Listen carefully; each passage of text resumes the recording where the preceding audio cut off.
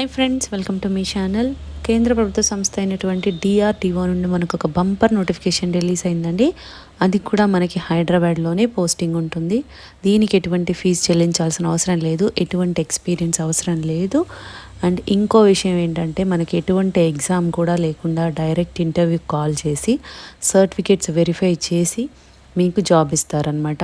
దీనికి salary 37,000 per month plus HRA అన్నీ కలుపుకొని మీకు 45,000 వరకు శాలరీ వస్తుందండి.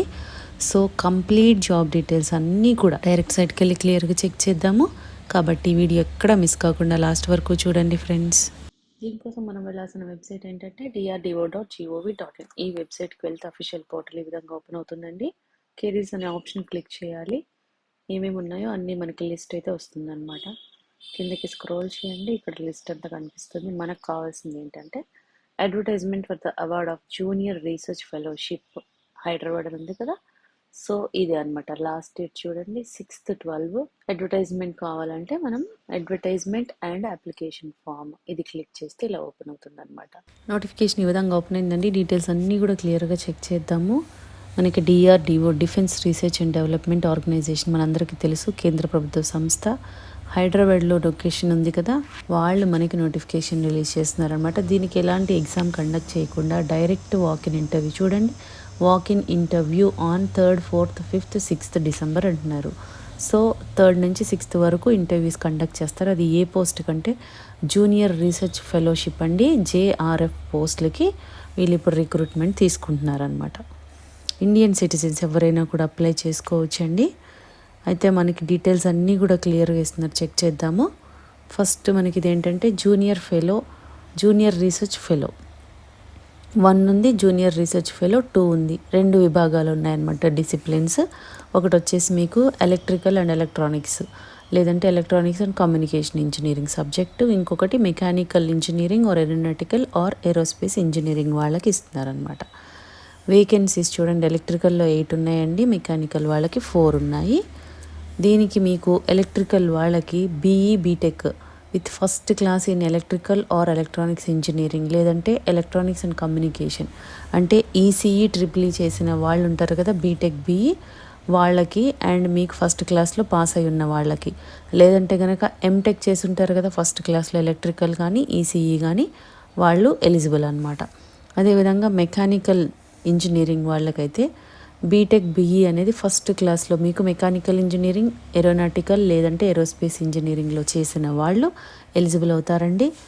అండ్ మీకు ఒకవేళ బీటెక్ లేదు, MTech చేసిన వాళ్ళు, బీటెక్ వాళ్ళు కానీ MTech చేసిన వాళ్ళే, మీ MTech ఫస్ట్ క్లాస్లో same disciplines mechanical, aeronautical, aerospace ఇంజనీరింగ్లో చేసిన వాళ్ళు ఎలిజిబుల్ అవుతారనమాట. మనకి స్టైఫండ్ అనేది ప్రొవైడ్ చేస్తారండి. JRF will receive stipend 37,000 per month plus HRA. House rent allowance మీకు 8,000 వరకు మినిమం వస్తుంది. సో మీకు టోటల్ వచ్చేసి 45,000 వరకు కూడా శాలరీ అనేది స్టైఫండ్ అనేది ప్రొవైడ్ చేస్తారనమాట. అయితే ఇది చూడండి, initially the offer for a period of 2 years ఉంటుంది, మేబీ ఎక్స్టెండబుల్ ఫర్దర్ 2 years అంటున్నారు. అంటే 4 years వరకు అయితే మనకి కంపల్సరీ ఉంటుంది. అండ్ మీకు ప్రాజెక్ట్ వేరే వచ్చినా కూడా మీకు ఛాన్స్ ఇస్తారు, కాబట్టి టెంపరీ అని మాత్రం వదిలేయొద్దండి. సో మీకు 4 years వరకు ఆల్రెడీ ఉంటుంది, తర్వాత ప్రాజెక్ట్స్ని బట్టి మీకు ఎక్స్టెండ్ చేస్తారు కూడా. దీనికి ఏజ్ లిమిట్ ఎంత ఉండాలంటే మినిమం 18 years, మ్యాక్సిమం 28 years వరకు కూడా అప్లై చేసుకోవచ్చు. దీనికోసం మనం వెళ్ళాల్సిన వెబ్సైట్ drdo.gov.in. ఇప్పుడు మనం ఏదైతే వచ్చామో సేమ్ వెబ్సైట్ అండి. అయితే ఇది ఆన్లైన్లో కాదు, ఆఫ్లైన్లో అప్లై చేయాలన్నమాట. అప్లికేషన్ అనేది మనకి ఫార్మాట్ ఇస్తున్నారు. క్వాలిఫికేషన్ ఏముండాలి దీనికి అంటే బీటెక్ ఆర్ MTech అనుకున్నాం కదా, దాంతోపాటు మీకు గేట్ స్కోర్ కార్డు కూడా కంపల్సరీ ఉండాలండి. గేట్ స్కోర్ కార్డు ఉన్న వాళ్ళు మాత్రమే ఎలిజిబుల్ అవుతారనమాట. దీనికి మనము ఆన్లైన్లో కాదు, ఆఫ్లైన్లో అప్లై చేసుకోవాలి. అప్లికేషన్ ఫార్మాట్ అనేది వాళ్ళు ఇస్తున్నారు, ఇందులోనే ఇస్తారు. ఇది మనం డౌన్లోడ్ చేసుకోవాల్సి ఉంటుంది. ఇక్కడ మీకు ఈ నోటిఫికేషన్లోనే కింద ఇక్కడ చూడండి అప్లికేషన్ ఫామ్ ఇచ్చారు. ఇది అప్లికేషన్ ఫామ్ అండి. ఇక్కడ పాస్పోర్ట్ ఫోటోగ్రాఫ్ అంటించండి, సెల్ఫ్ అటెస్టేషన్ చేయమంటున్నారు కాబట్టి సగం ఫోటో మీద సగం పేపర్ మీద వచ్చేలాగా సైన్ చేయండి. అండ్ ఇక్కడ ఆల్రెడీ ఇచ్చేసారు. సబ్జెక్టు ఇదా టిక్ పెట్టండి.